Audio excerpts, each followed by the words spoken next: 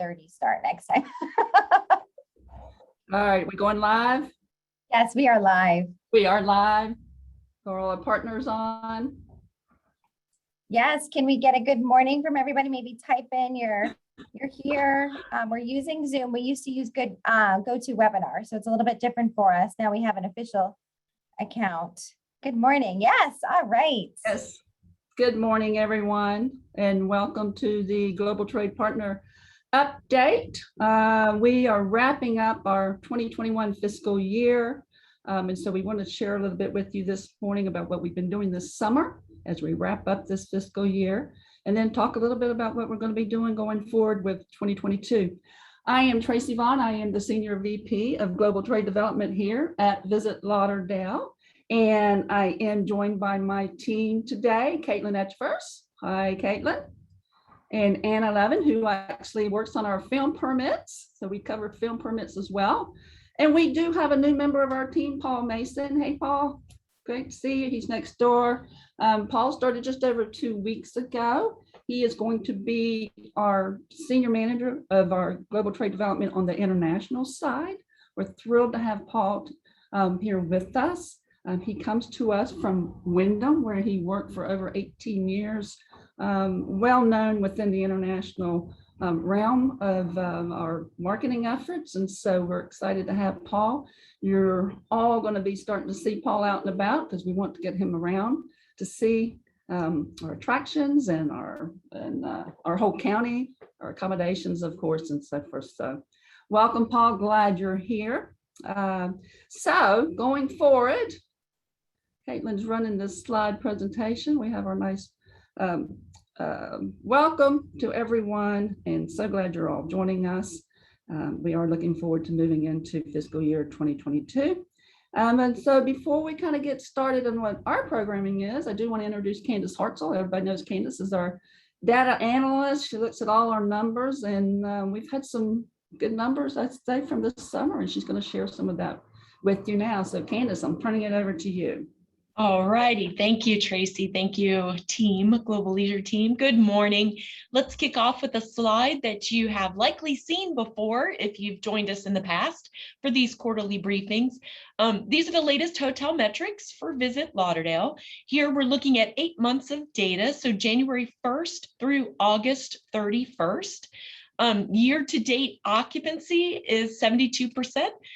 Down about 7% when compared to our benchmark year of 2019. That's an improvement since last update. About 3 months ago, we were down about 10% over 2019. ADR is down 4%. That's a huge improvement from 3 months ago when we were down 18% compared to 2019. RevPAR is down 11% year to date, as you all know, and Tracy alluded to. Visit Lauderdale was in hot demand this summer.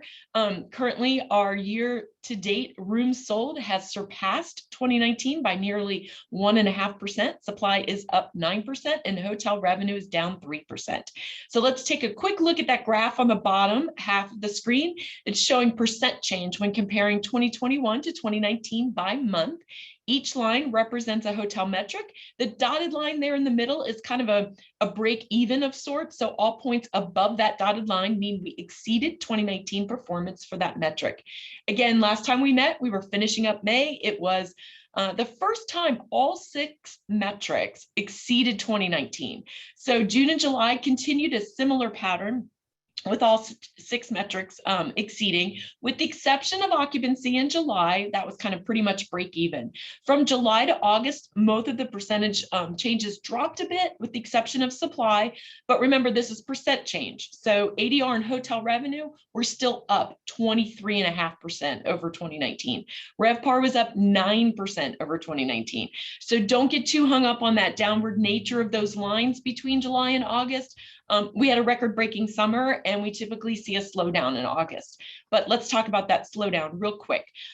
As we all know too well, August and September represent our slower season. Between back to school, high to hurricane season, we typically see a little slowdown starting in early August. In a normal year, we can expect a 2 to 4% drop in occupancy and about the same in ADR when looking at performance week over week. This year, we saw 8 to 10% week over week decline in occupancy and a 5 to 6% drop in ADR. So our slide backwards is a little more than we would usually see. And we can definitely attribute that to the combination of the Delta variant and the constant barrage of national headlines focused on Florida. But here's the silver lining, and I'm always looking for that silver lining. When we look at week over week change across the larger Florida destinations, Visit Lauderdale performed better than nearly all the others. So meaning our backward slide wasn't as great as some of the other Florida destinations. So I want to start out with a caveat for this slide. Take all forecasts with a grain of salt. Forecasting was fairly easy before the pandemic. Forecasters knew the seasonal patterns. They knew the competitive sets to compare against. You could throw all that out the window because, you know, some say that it was a competition for who was the most correct. Now it's what can they get right? Who's even going to get close? So forecasters used to give 1 to 3 forecasts, a baseline, a downside, an upside. Forecasters are now giving 9 versions, which is like completely insane. So what we're looking at here, quarterly forecast for 2021 is on the left. The black row of metrics in each quarter is what is forecasted. The green and red indicator below the forecast is how the forecast compares to the same time period in 2019. The white bubbles are actual performance and the percent change from 2019. So our last update, we now have Q2 metrics. Not only did we outperform the forecast, we outperformed second quarter of 2019. For Q3 and Q4, forecasters have us outperforming 2019 in ADR and RevPAR, still lagging a bit behind in occupancy. A lot of that has to do with our 9% supply growth, and we'll talk about that in just a minute. Looking at the smaller chart on the right is 2022 by quarter, a lot more green, indicating we are forecasted to exceed 2019, but the pendulum keeps swinging every time they release a new forecast. So it's a little bit of anybody's guess if these will hold. The good news, Q1, Q2 of 2022 should be more normal than we experienced in 2021 and even 2020. And we are getting back to this new normal a little faster than the forecasters were saying this time last year. So let's look at hotel pipeline. On an earlier slide, we saw that our supply, which is the number of hotel rooms available in the market, is up 9%. Here's why. In 2020, we saw 6 properties open. The majority of those were downtown. They're represented here by the red stars. 2 outliers, 1 in Tamarack, 1 in Deerfield. So far in 2021, we've seen 7 properties come online. The majority of those along the beach, from the 2 in Pompano to 3 along Fort Lauderdale Beach corridor, and those are all represented here in purple. Right now, the pipeline has 7 properties scheduled to open before the end of the year. 2 down in Dania Beach, another just off of 595, 1 in Miramar, 4 Seasons on the Barrier Island, as well as the reopening of the Hillsborough Beach Resort. We are seeing a push on projects. In general, supply growth is less active than it has been. Just a few months ago, the pipeline listed approximately 1,400 rooms coming online in 2022, an additional 2,300 rooms in 2023. Looking at it today, only about half of those 1,400 rooms are expected to come online next year. But 2023's pipeline has increased by nearly 1,000 rooms now. And as we know, this changes frequently as the market performance fluctuates. One last supply note.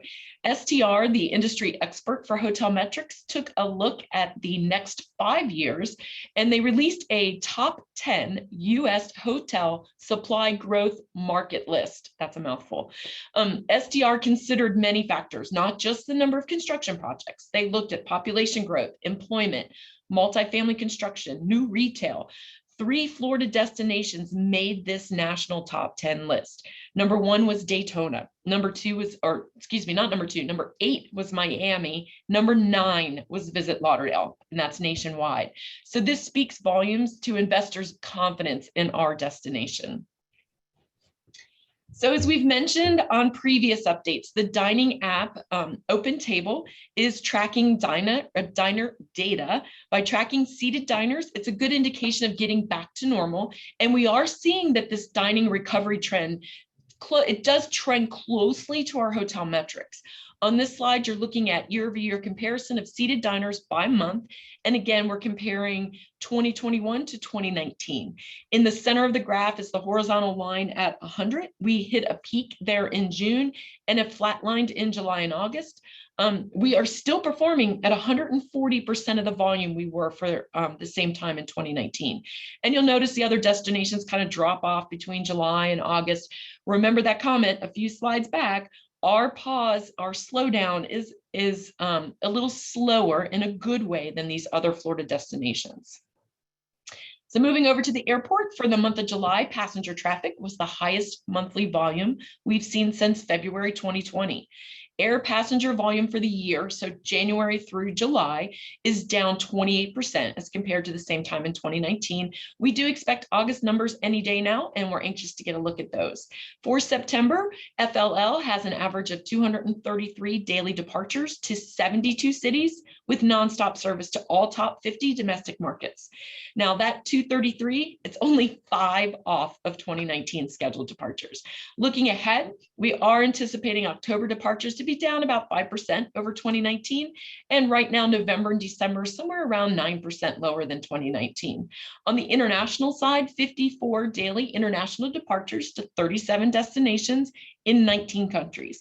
And to put that in perspective, that's more international service than Vegas, LaGuardia, San Diego, Minneapolis, Salt Lake City, Philadelphia, Detroit, and Honolulu combined. So that's pretty incredible. So let's look at new service at Fort Lauderdale. Spirit adding 4, Allegiant adding 5, and our newest addition, Avelo, I hope I said that right, offering service to New Haven. Flair Airlines, the Canadian low-cost airline, is now offering service to Montreal, Toronto, Ottawa, and Kitchener. With Canada now open to fully vaccinated Americans, Air Canada is operating 7 weekly departures. Air Transit resumed service last week. WestJet and Sunwing are both expected to return in October. And as of now, Swoop is not operating this winter. Looking at the bigger recovery picture, among top 20 large hub airports in the US for January through June, Fort Lauderdale is currently ranked 13th in total passenger traffic and 9th in international passenger traffic. Fort Lauderdale is ranked 3rd in domestic recovery and 9th in international recovery. So that's all very good signs. Last slide, I promise. Cruising recently set sail again after an unprecedented 15-month shutdown, which officially began June 26th, or it ended the shutdown June 26th, when Celebrity set sail from Port Everglades. Currently, Celebrity and Royal Caribbean are active at Port Everglades, and most ships are cruising at 50 to 70% occupancy. We expect to see Holland America, Princess, and Silver Seas to set sail before the end of the year. Valeria, which began sailing earlier this year, offering day cruising to the Bahamas, has been performing at about 85 to 90% capacity of their 2019 volume. Typically, by August of each year, we would have already welcomed more than 2.6 million cruisers to visit Lauderdale. So we're happy to see the cruise lines getting back to business. Some experts are predicting sellout bookings for sailings around Thanksgiving, Christmas, New Year holidays. Advanced bookings for 2022 are 50% higher than they were at the same point in 2019. And because some lines have reduced the number of ships in their fleet, there are some experts that are forecasting demand will outpace supply in early 2022. So that will be interesting to watch. And one last note on cruising, a recent survey found that 80% of respondents said they prefer a cruise with a vaccine verification. And that's all I have. Thank you. Excellent. Thank you, Candace. And I do want to just make a quick note about if you have questions. I do see some people have actually used the chat box to send some questions. We appreciate that. Thank you all too who said hello as well. We're so glad to see all of you here, and we will get to questions later on. Somebody did ask about whether or not this would be available, and it will. This deck will be available this afternoon we will be sharing that. So just a little bit more about the cruise update. This directly from the port they are sharing with us. You can see here, this is the Enchanted Princess, and she arrived on September 2nd. She is sitting in the port as we speak, and she is set to sail with passengers on November 10th. And our naming ceremony will be streamed online from Port Everglades. And then Candace also mentioned June 26th was the first launch or a cruise, and that was the Celebrity Apex that you see there now. And Apex has been cruising since.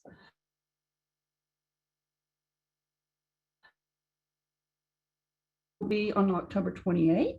And you can see we have Holland America's newest vessel, Rotterdam, will be arriving on November 3rd.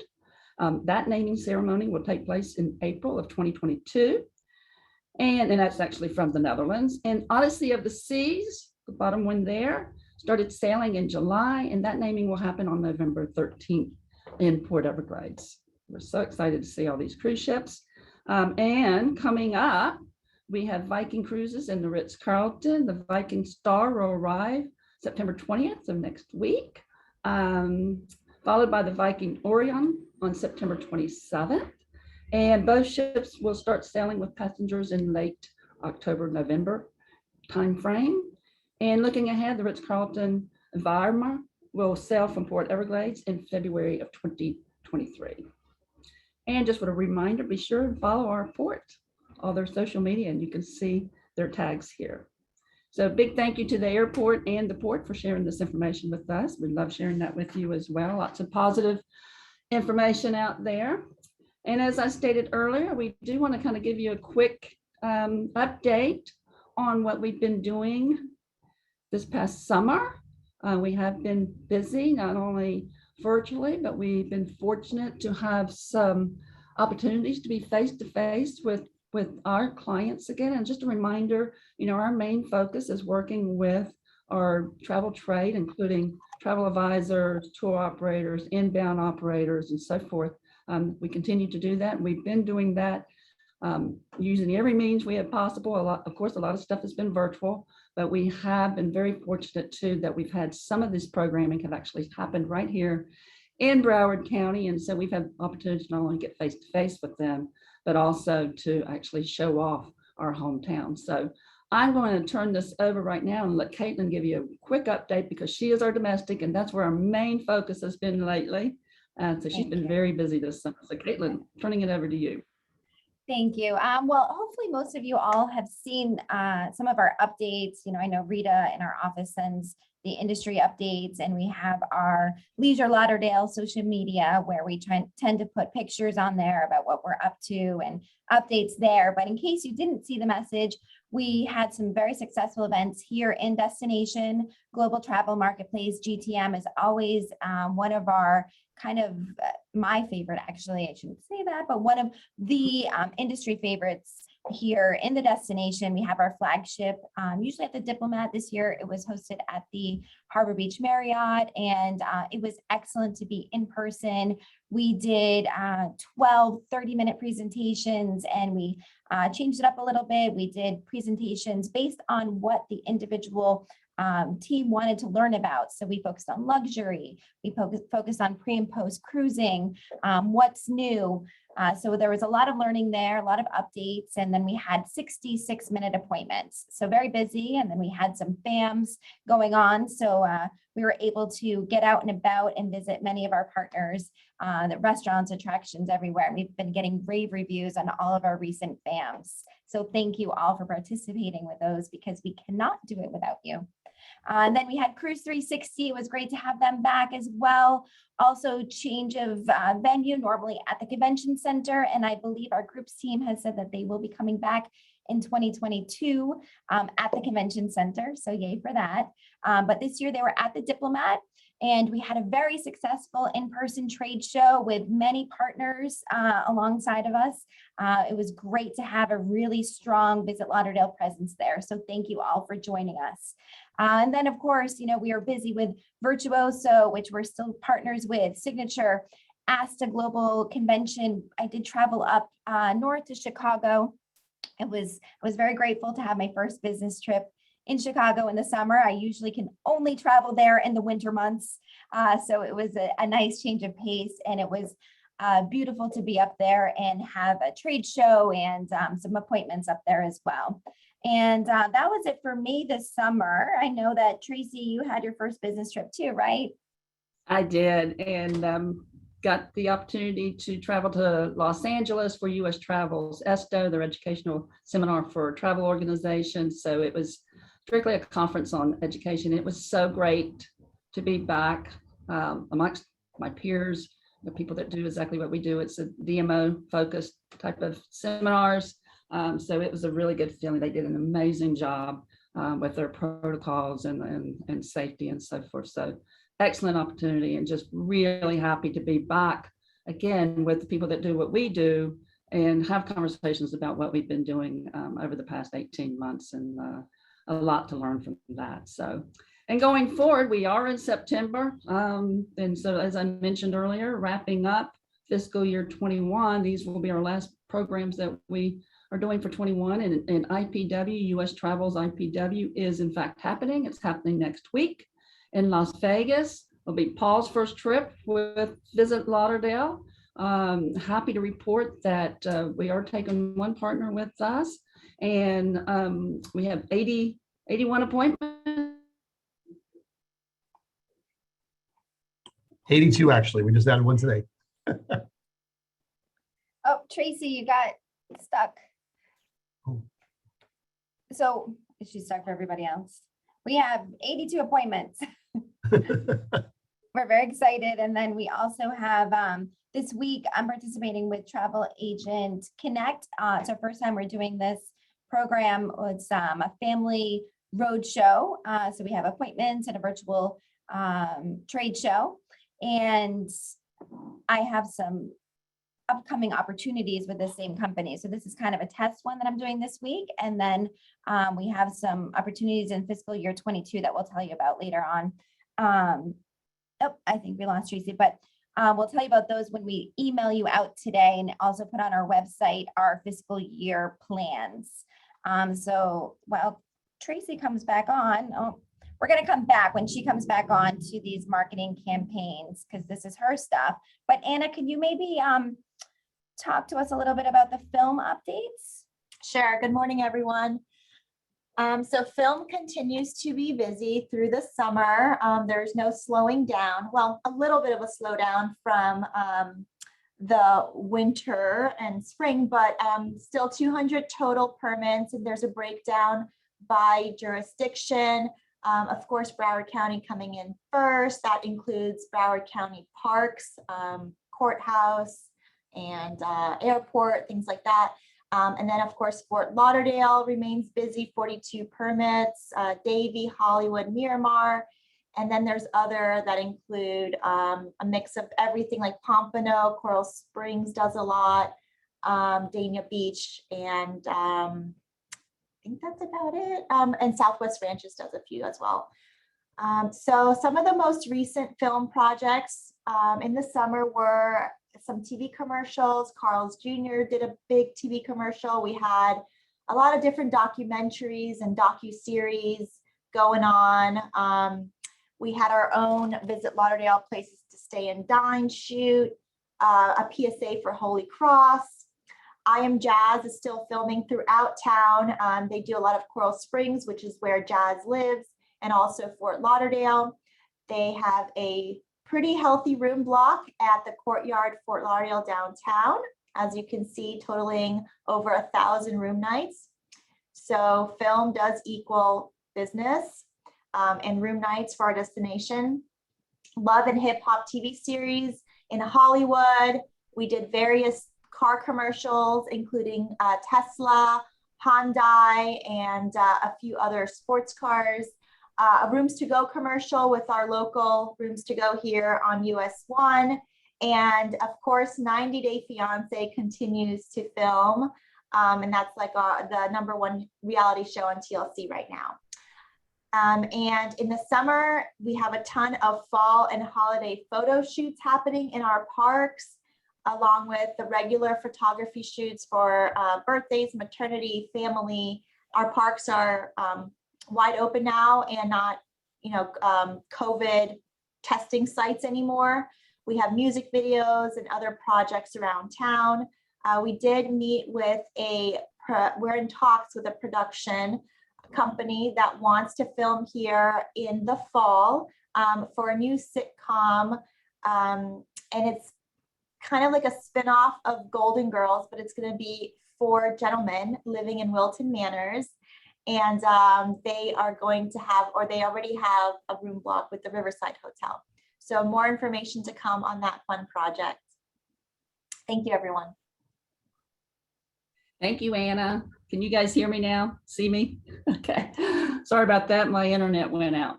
I don't know about everybody else, but I'll be really glad when we're not doing these anymore virtually.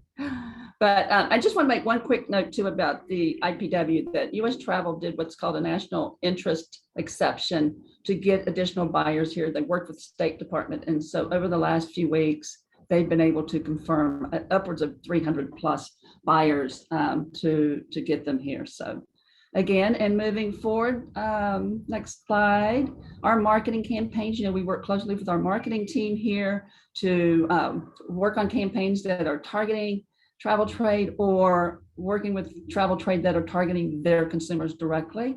I think if you were on this last partner update, we talked about the hotels bed campaign that we did that started March, April, May, and it was so successful. We decided to continue on with that campaign.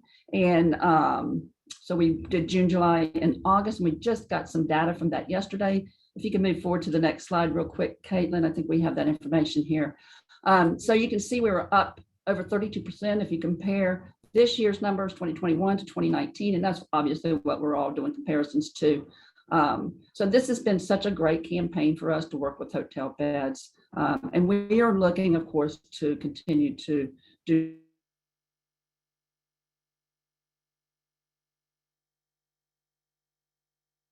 Oh no, I think we lost Tracy again. Her office is a not very good internet, but we are looking as we move forward to fiscal year 22 to continue on with more hotel bed campaigns because we are seeing those direct results. Do so going forth as we look to be expected. Tracy, Again, we did yes. lose you.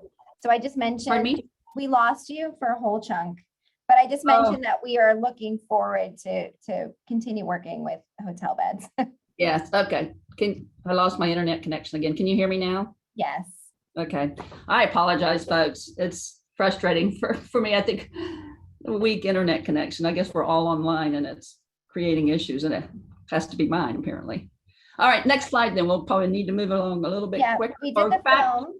Yeah, I do want to talk about, well, let's go back to Spearfish real quick. I just want to mention that and Air Canada. All along, we, of course, have been watching very carefully what's happening in our international markets. You heard Candace talk about the number of flights that are currently coming in. We have been doing everything in our power to make sure that we stay well connected, just through our own connections and networking. But we also were looking at opportunities to reach out, to do some inspirational type of advertising in some of our key international markets. We did this with a program called Spearfish. This is actually a hyper-targeted digital advertising program that uses credit card information. We actually use credit card information from buyers that would have been in, and this is consumer direct, consumers in the UK, Germany, and Canada, and purchases that were made in December of 2019 and January of 2020. We had that information, and we, as I mentioned, it was hyper targeted. We were able to do, as you can see here, here's some example. We did video and some static kind of banners and so forth. And we had huge success with this, and we are going to continue to do this. And again, it was consumer direct in those markets, but they also have relationships with buyers or our tour operators.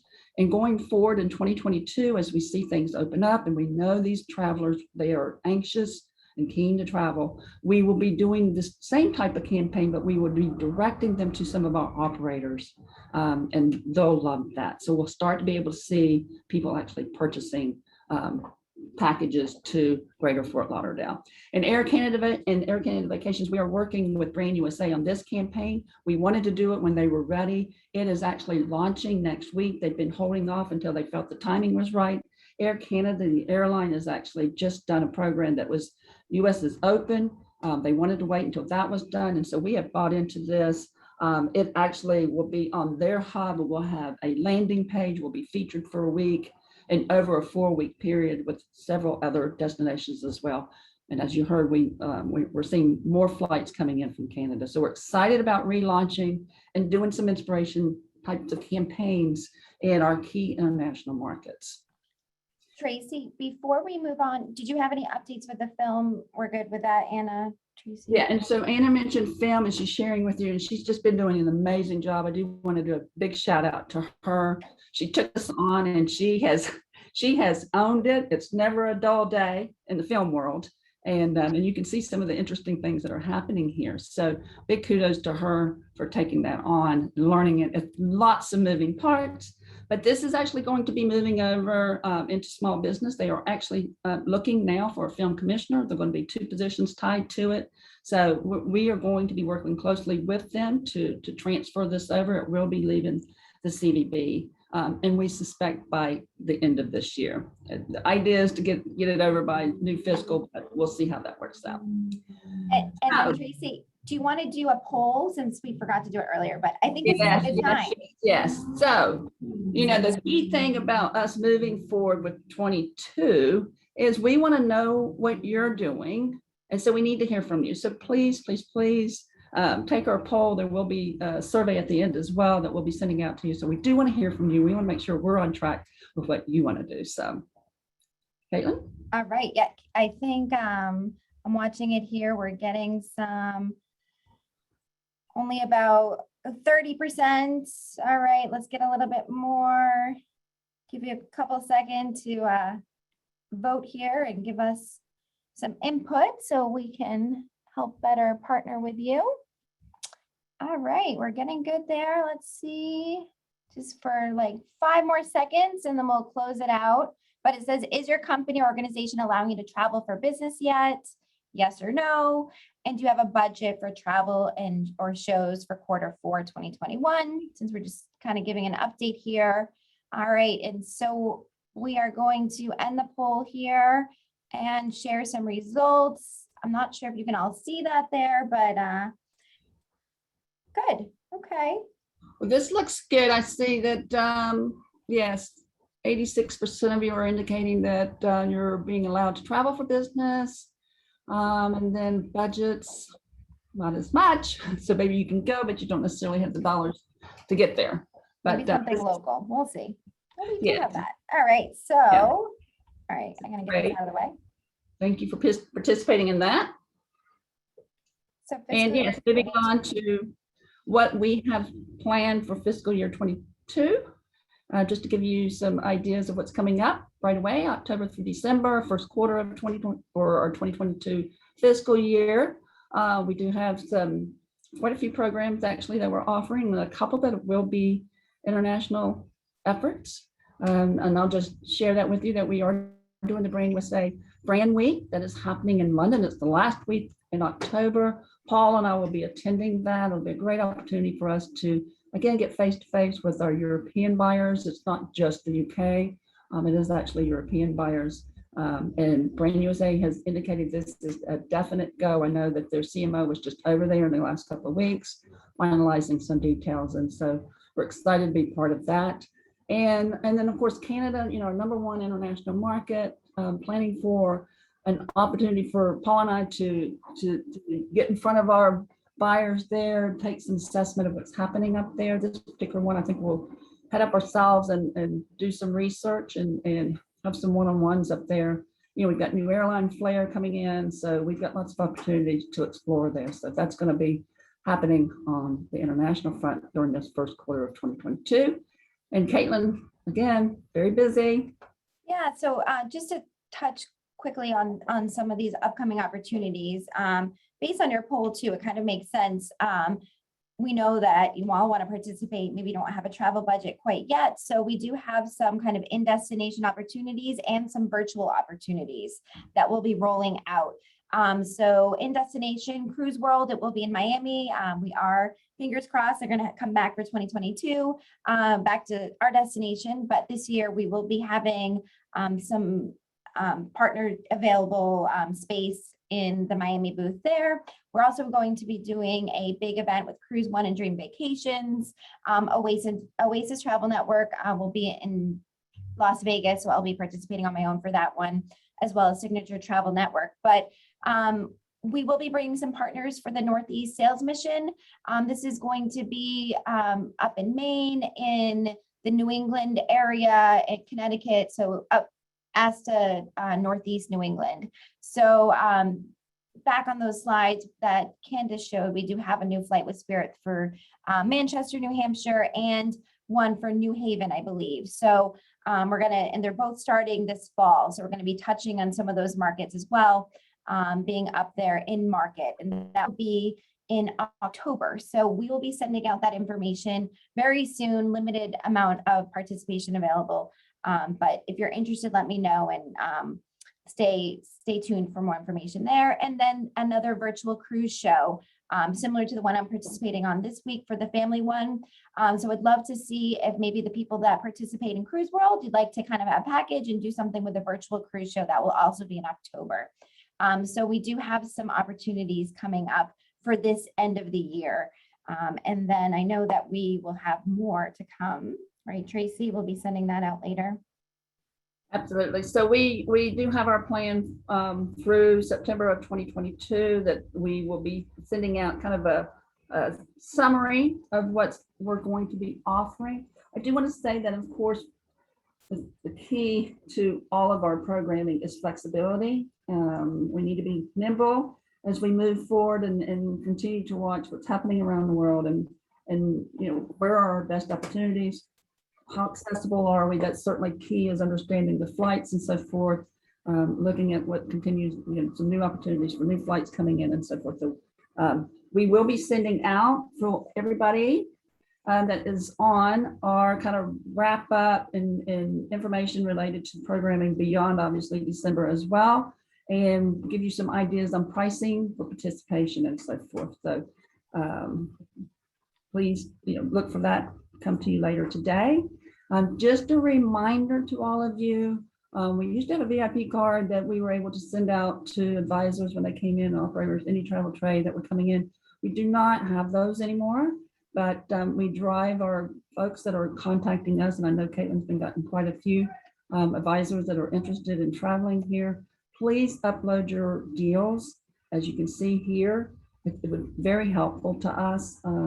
We get so many requests, we can't possibly reach out to all of you individually to try to coordinate these trips for advisors that are here. And it's such an incredible opportunity for you. Please, please, please take advantage of this to host these, and it's just your deal, what you want to do. Do you want to offer, some percentage off a rate, or do you want to give them some added value and so forth? So please, please check that out on the website.